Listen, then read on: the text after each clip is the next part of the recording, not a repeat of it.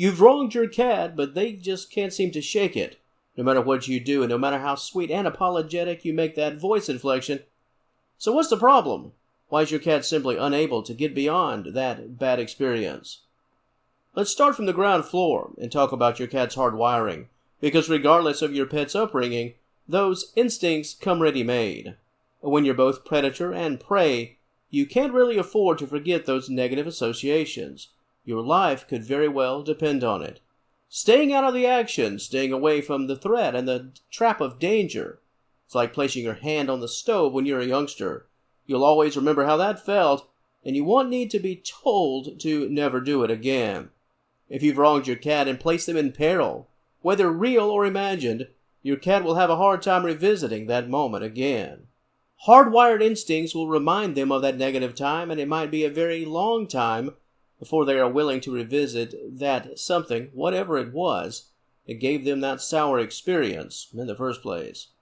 The next issue is that internal attachment. How did the event impact your cat on an emotional level? This goes well beyond just physical protection, but how the experience made them feel. That alone can keep them from having to entertain something negative. Let's say you fell off your bike as a youngster and had a rough spill. Remembering how the fall felt. That's the hardwiring that makes you just not want to feel that again. But the bike itself, riding the bike, that's the emotional aspect. Just looking at the bike, it could bring back all of those negative memories and associations. If something bad has happened to your pet, anything that reminds them of that time, it could really stir up those emotions. This is why some cats go wild when they see their cat carrier. They associate it with the negative experience of being loaded up in the car and going to the vet. The carrier itself is certainly very harmless, but the carrier does stir emotions that are connected to a very negative experience. Another reason why pets recall experiences and find it difficult to get beyond them involves the atmosphere and environment as a whole. Your feline could be set off in many ways that aren't always so easy to see. Let's use that rough and tumble time from the bike experience once again. You took a rough spill, but right before you did, let's say you recalled seeing a blue car, or perhaps you smelled something very specific. Perhaps you were wearing a very specific, say your favorite pair of jeans. Moving forward, you could find yourself feeling quite negative after seeing a random blue car, exposure to that same scent, and you could also find it hard to wear those jeans again. The atmosphere being the direct front of the negative experience. What did your cat see in that instance? What did they hear? What did they smell? In the future, your pet could have negative associations and negative reactions that are based on that prior bad experience, thus making it very difficult to get over. This, as we know, and given the example, is very much like human trauma. Another bad experience, well, it could actually be a good thing for you, even a good thing for your pet long term, and that involves obedience training. The more times your cat does something that you don't approve of, the more times they'll be reprimanded. As time goes along, they'll certainly develop a negative association, but not all negatives are necessarily bad.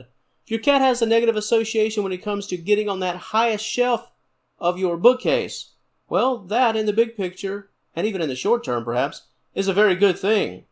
Just as long as it was handled or is handled in a loving and responsible way by you, this is the type of negative that works. A bit of tough love, let's call it. Looking out for your pet's well-being and also looking out for your home and your property, protecting the positive structure in terms of behavior that you find and want it to be acceptable under your very own roof. And depending on the context, your cat recalling something that they deem to be bad is actually a positive in that ownership experience. This isn't a case of wronging your cat, but making their overall life experience that much better. And finally, let's talk for a moment about what forgiveness really means to your cat. What does it look like, and is it truly possible, at least in the way that we understand forgiveness? There are obviously many disconnects between felines and humans, far too many to even name for this video. But one of the issues involves true forgiveness. Cats simply don't have it. They're not capable of it. You can't really come to the table with your pet and talk things out.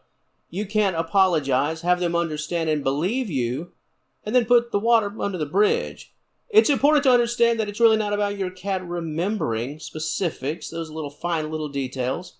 In the grand scheme of things, something negative that you've done, it's really all about the association, the connection that was made, the connection that was formed and still exists perhaps to this day.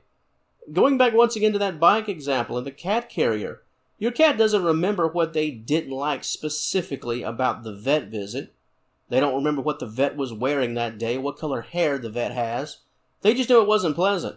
And the cat carrier is linked to that negative association. In order for your pet to truly, let's say, move on, it's all about establishing positives, or actually, rewiring the negatives. Here's a good example, a simple basic example. Let's say a petting session on your sofa, in your lap. Well, let's say it went a bit haywire. Your cat was up in your lap, all was well, and then they heard a loud sound outside. Perhaps it was the 4th of July in the United States here, and fireworks were going off. A thunderstorm came through, and that lightning popped. You reacted with some fast movements, and everything after that point turned out to be a mess. Well, what's the association moving forward? Your cat is going to have it out a bit for your lap, because that's where the negative lives.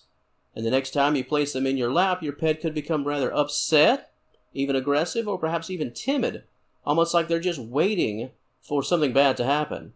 The best way to get over this hump is by bringing your cat back to your lap at least once a day. Try it out. If each petting session moving forward is met with a positive experience, then slowly but surely that negative association will in fact dissolve, and your lap will be the place to be, rather than that prime place to avoid. It's not really about forgiveness, it's about reprogramming. If you've done something wrong to your cat, if you've wronged your cat, whether real or perceived by your pet, your objective is to turn that negative around, and sometimes it's done through positive repetition, showing your cat that the bad thing was just a one-off, an anomaly, and certainly not the norm. As an owner from the very first day, whenever that day is, the objective is to build those positive associations, establish those healthy routines, and let your cat know they are safe and secure. The good, that needs to be the expectation, and that negative, that is the exception. There's something else that I'd like to add when it comes to an apology. A way to make it up to your cat if you know that you've done them wrong. Unfortunately, any apology will be quite self-serving, even if you have the very best of intentions. Why?